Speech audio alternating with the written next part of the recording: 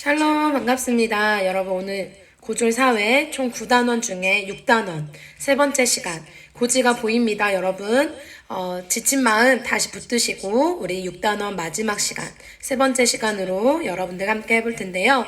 세 번째 시간 오늘 주제 한번 읽어보겠습니다. 불평등 해결과 정의의 실현이라는 주제로 여러분들과 함께 고졸 사회 19강 함께 진행해 보도록 하겠습니다. 네, 출발하겠습니다. 네, 샬롬 반갑습니다. 여러분들과 6단원 세 번째 시간 사회 및 공간 불평등 해결과 정의의 실현이라는 주제로 여러분들과 함께 볼 텐데요. 가장 먼저는 이 단원에서는 사회 불평등이란 무엇인지에 대해서 여러분들이 기억하셔야 됩니다. 한번 사회 불평등이란 무엇인지 의미부터 한번 읽어보도록 하겠습니다. 부, 권력, 사회적 지위 등 희소한 사회적 자원이 차등적으로 분배되어 개인, 집단 및 지역이 서열화되어 있는 현상. 네, 여러분 한번 다시 희소한 사회적 자원 밑줄. 희소한 사회적 자원이 개인이나 집단에 어떻게 분배되어져 있대요? 골고루 분배되어져 있대요? 아니요. 차등적으로 분배되어 밑줄. 차등적으로 분배되어 모든 구성원들이 어떻게 되어 있는 상태? 서열화되어 있는 상태. 네, 여러분 한 번 더. 자, 사회 불평등이란 첫 번째 희소자원. 희소자원. 두 번째 차등 분배. 세 번째 서열화라는 특징을 가지고 있는 현상이 사회 불평등 현상이다. 자, 긍정적인 영향으로는 어느 정도의 불평등은 개인에게 성취 동기를 부여한다. 동기부여를 할 수 있습니다. 부정적인 영향으로는 구조적으로 불평등이 심화될 경우 정의로운 사회 실현을 방해하고 개인의 노력으로 불평등을 극복할 수 없을 경우 사회 통합을 저해하게 되어진다. 그래서 구성원들이 어떻게 되어진다? 구성원들이 무기력해진다. 여러분 이런 말 들어보셨죠? 금수저, 은수저. 그런데 나는 흙수저. 그런데 너는 흙수저라도 있니? 나는 맨손. 뭐 이런 표현들이 있다고 하지요. 그래서 이게 바로 계층화, 한탄하게 되어지는 현상, 사회 불평등 현상의 부정적인 영향이라고 이야기할 수 있겠습니다. 다양한 불평등 양상 어떻게 나타나는지 한번 볼게요. 사회 계층의 양극화. 이게 양극화가 어떻습니까? 상층, 중층, 하층 차이가 점점 어떻게 되는 것? 커져가는 것. 자, 사회 계층의 양극화는 사회 계층 중 중간 계층의 비중이 줄고 상층과 하층의 비중이 극단적으로 많아지는 형상을 사회 계층의 양극화라고 한다. 여러분 이거 아시나요? 자, 이거는 무슨 형일까요? 피라미드형. 여기가 상, 중, 하. 근데 이게 요즘엔 또 어떻게 돼요? 이렇게 돼서 상, 중, 하 이렇게 되죠. 다이아몬드형이라고 얘기하죠. 그런데 점점 이제 어떻게 돼가고 있습니까? 이렇게 돼가죠. 상, 중, 하. 방금 말한 것처럼 중간계층의 비율이 줄고 상층과 하층의 비율이 커지는, 많아지는 형상. 이거는 모래시계형이라고 얘기해요. 모래시계를 외울 필요는 없는데 이런 현상으로 양극화가 일어나고 있다. 이거에 대한 원인은 무엇입니까? 재산과 소득의 차이에 따른 경제적 격차로 인해 발생되어진다. 그리고요, 문제점으로는 사회계층 이동을 막는 계층 대물림의 형상으로 계층 간의 위화감과 갈등이 발생하게 되어진다. 사회 발전의 원동력과 사회 통합을 저하시킨다. 단순한 경제 격차를 넘어서 인간다운 삶을 위한 주거와 여가와 교육 등의 격차로까지 이어질 수 있다. 그래서 한마음이 될 수 있다 없다, 한마음이 되지 못한다. 그리고 사회에 대한 불만이 어떻게 된다? 증가되어질 수밖에 없다라는 게 문제점입니다. 그리고 두 번째, 공간 불평등. 지역 간의 격차를 크게 볼 수 있죠. 지역 간 불균등한 자원 분배로 인해 지역 간에 발생하는 사회적, 문화적, 교육적, 경제적 수준의 차이가 일어난다. 이제 뒤편에서 한번 볼 텐데 성장 거점 개발 방식 1960년대 성장 거점 개발 방식으로 인해 거점 지역, 수도권, 대도시의 인구와 산업이 지나치게 집중된 반면 비수도권과 농촌 지역에는 상대적으로 낙후되어졌다라고 하는 원인이 있었습니다. 네, 여러분, 크게는요, 도시와 농촌, 수도권은 어디를 대표로 얘기합니까? 서울, 경기도, 인천, 그리고 그 외에 비수도권. 이런 지역 간의 격차들이 커지지요. 그래서 이런 부분들을 어떻게 해요? 여기 나오네요. 지역 간의 불평등, 수도권과 비수도권, 도시와 농어촌, 네, 불평등. 그래서 그에 따른 문제점으로는 경제적 차원뿐만 아니라 생활환경 전반의 불평등으로 이어질 수 있다. 국토의 효율적인 이용과 국가 발전에 악영향을 미칠 수 있다. 낙후 지역 주민들의 경제적, 사회적, 문화적 생활 수준을 저하시켜 상대적으로 발전된 지역 주민들과의 갈등이 유발되고 사회 통합이 어떻게 된다? 저하되어진다. 그리고 여러분, 이런 공간 불평등 그리고 양극화 형상으로 또 어떤 사람들의 차별이 일어납니까? 사회적 약자에 대한 차별이 일어납니다. 사회적 약자라는 건 정치, 경제, 사회적 측면에서 열악한 위치에 있어 사회적으로 배려와 보호의 대상이 되는 개인 또는 집단을 사회적 약자라고 하죠. 어떤 사람들이 있습니까? 빈곤층. 빈곤층은 누구에 대한 사회적 약자예요? 고소득층. 고소득층에 대한 약자가 되어질 수 있고, 여성은 지금은 또 덜하지만 그래도 여전히 남성에 의해 남성으로부터의 약자가 될 수 있고, 노인은요, 청년, 젊은이들로 인해 약자가 될 수 있고, 어린이, 장애인, 다문화 가정 자녀, 외국인 근로자, 그리고 플러스 요즘 많이 포함되어지죠. 성소수자. 라고 이야기합니다. 그래서 사회적 약자에 대한 차별은 어떤 차별들이 있느냐? 여러분 여기 쭉 한번 읽어보시면 될 텐데요. 개인적 측면으로는 성별, 나이 등의 신체적 조건이나 경제적, 사회적 지위 등을 기준으로 선입견이나 편견을 가지고 있다. 이 사회적 약자가 차별받는 이유가 가장 큰 이유가 뭐예요? 선입견, 편견, 고정관념 이런 이유들이 있지요. 네, 여러분 이 아래 부분을 여러분 쭉 한번 읽어보시면 좋을 것 같고, 또 여기 외국인 노동자, 북한, 이탈 주민, 다문화 가정에 대한 차별들도 많이 일어나죠. 네, 그리고 한 가지만 여러분 이야기하자면 유리천장이라는 이야기를 들어보셨나요? 유리천장.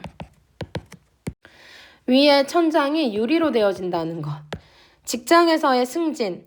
여성에 대한 차별을 의미하는데요. 직장에서 승진은 여자들은 어느 정도까지만 승진이 되어지고 더 이상 승진이 되어지지 않는 그런 방탄 요리를 못 뚫지 못하는 그런 모습들을 비유하여 여성이 직장에서의 받는 차별을 유리천장이라고 비유하기도 합니다.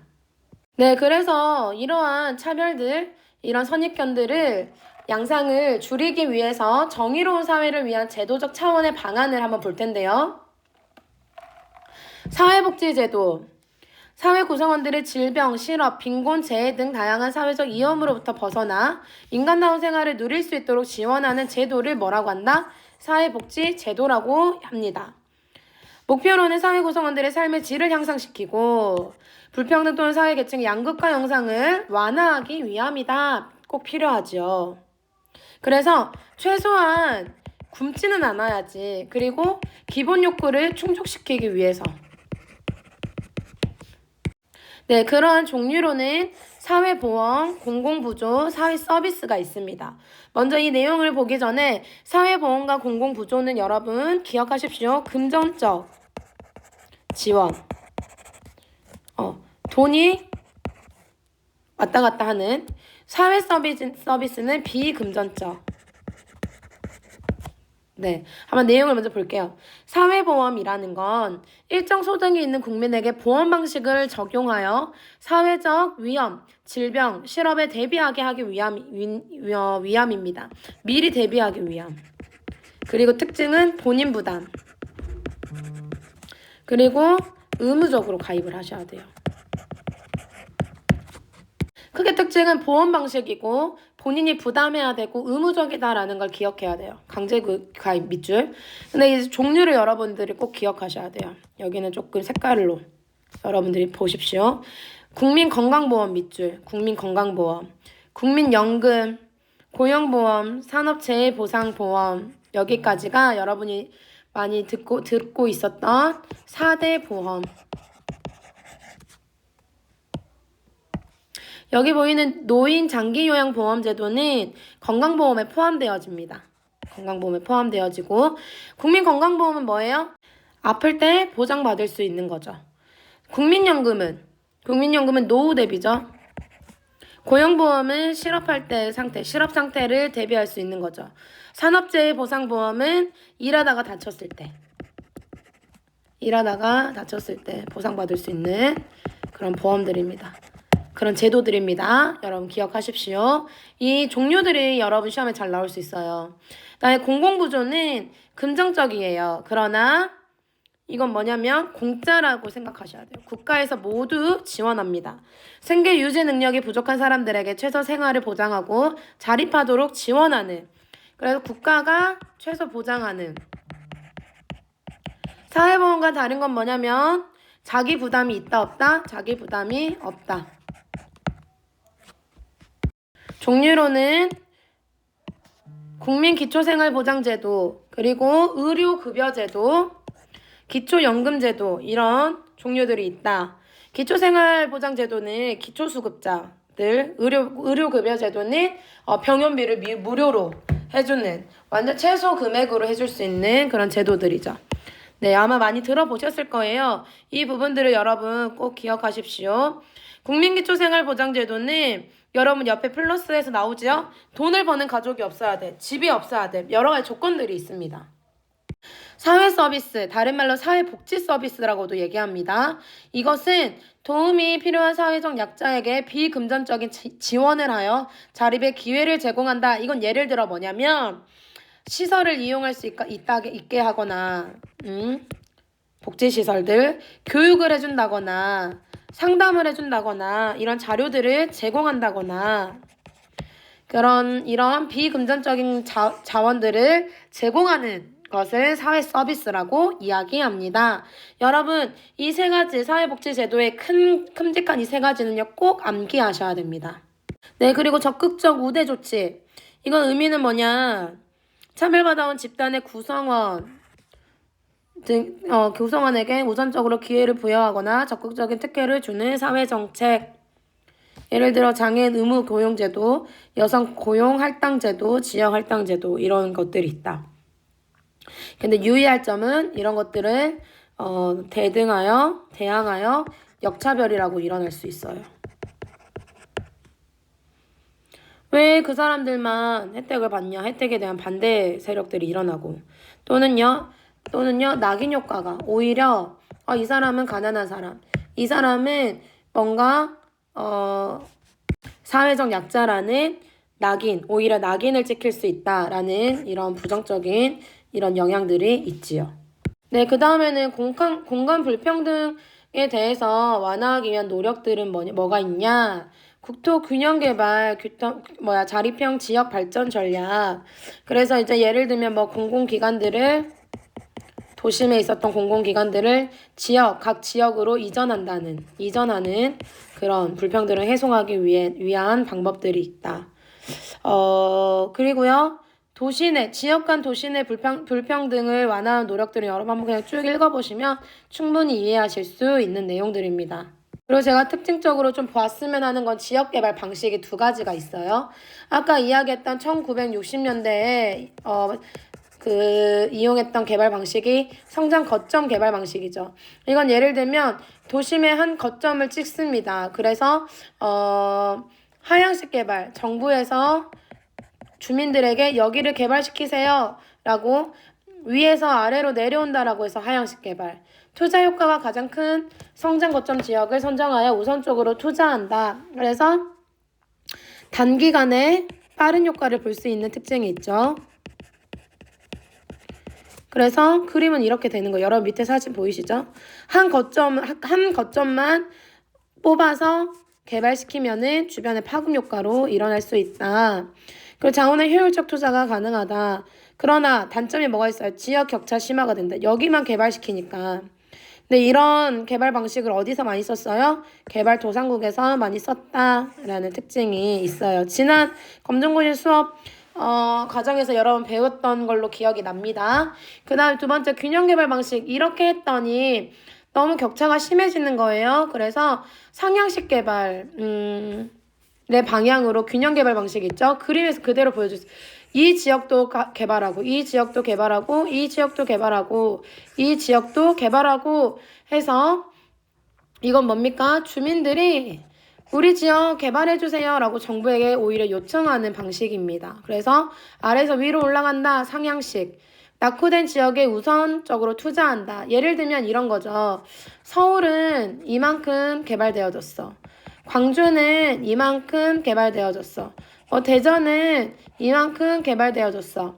그래서 여기까지 기준이다 하면 서울보다는 지금 광주를 더 개발시켜야겠네. 대전을 이만큼 개발시켜야겠네. 같은 기준을 맞춰가는 방식을 균형개발 방식이라고 얘기해요.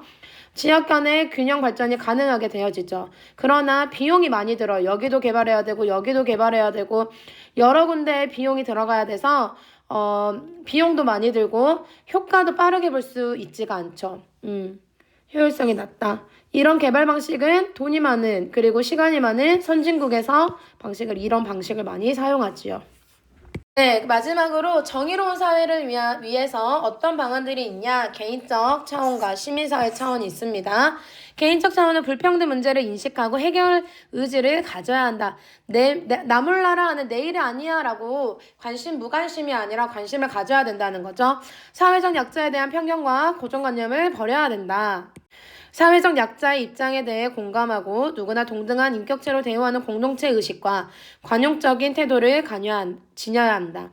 기부나 봉사활동, 시민단체 활동으로 적극적인 참여하고 사회적 자본의 형성을 하는 데 기여한다. 관심 가지라는 거죠. 시민사회에서는요. 사회복지제도, 앞서서 말했던 제도들 뭐가 있었습니까? 사회보험, 공공부조, 이야기하세요. 공공부조, 사회서비스 이런 거에 대해서 지속적으로 논의를 제안하고 복지제도를 개선하고 발전시키는 역할을 담당해야 한다. 네, 오늘 19강 여기까지 마무리하는데요, 여러분. 여러분들이 꼭 기억하고 이 단원에서 기억해야 되는 건 사회 불평등이 무엇인지,